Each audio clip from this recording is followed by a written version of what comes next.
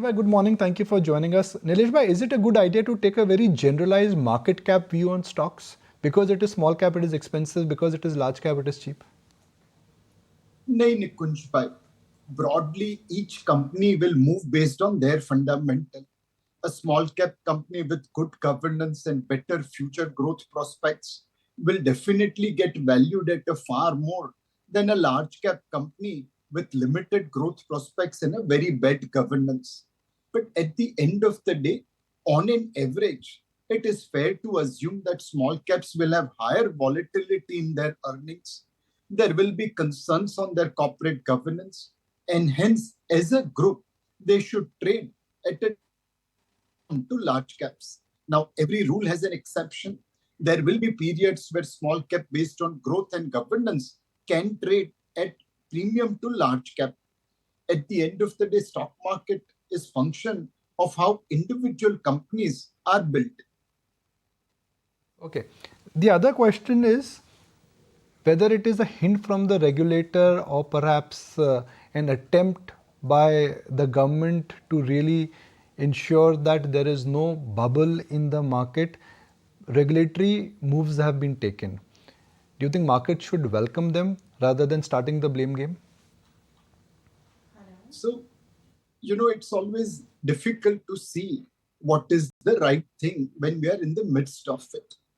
There will be people who were enjoying this false rally in low floating stock, and when prices correct, they lose money and they will blame the regulator. Oh, you should not have intervened. But do remember, Nikunj Bhai, that cost of creating a bubble and cleaning the bubble is far, far higher than pricking the bubble at the beginning. On one side, we had regulator like Alan Greenspan who said, I don't know where the bubble will be built and I will clean it up after bubble has been busted by market forces. Now we have seen what has that done to US markets.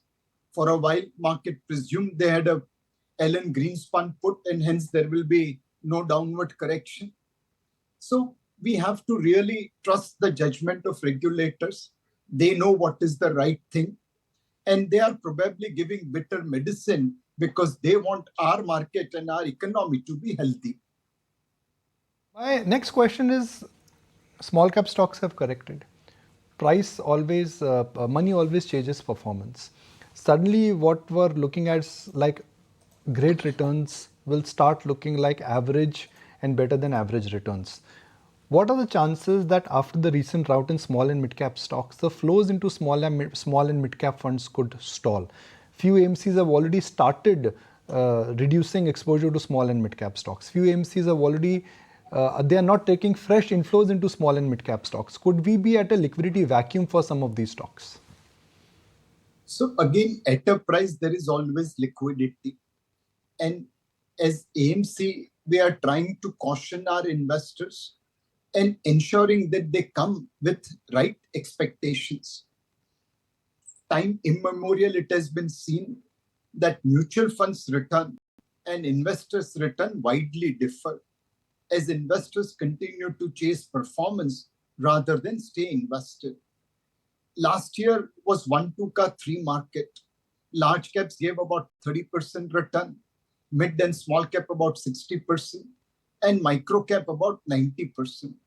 Now, normally, Nikunj Bhai, this is 5 6 years return rather than 1 year's return.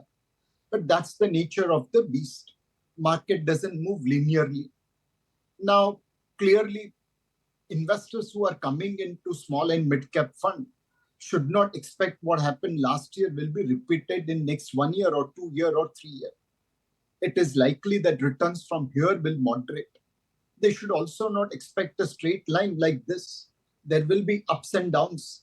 So we are trying as asset management company to caution our investors and bring them with the right mindset. Be a long-term investor, be ready for volatility, moderate your expectation. Certainly then small and mid cap can also deliver return to you. Nilesh Bhai, you said 1 2 ka 3. The problem with 1 2 ka 3 is that the next line is 4 2 ka 1. So if you don't sell right now, what are the chances that you may actually not benefit from this surge in small and mid cap stocks? I mean, is it important to take some chips off the table? Either you move in large cap stocks or you move into some other instrument. And then we call Lakhan. Exactly. So definitely that is what smart money is already doing in those low floating stock counter, and which is why we are seeing some companies where promoters are selling and retail shareholder is increasing. Now, undoubtedly, we have advocated to our clients to follow dharma of asset allocation. If you are leveraged into this market, please sell everything right now and reduce your leverage unless until you are exceptionally lucky or exceptionally skilled trader. If you are overweight into equity, this is time to book profit. In fact, Nikunj bhai, I am carrying one slide which I can't show right now, but this is what I've been communicating.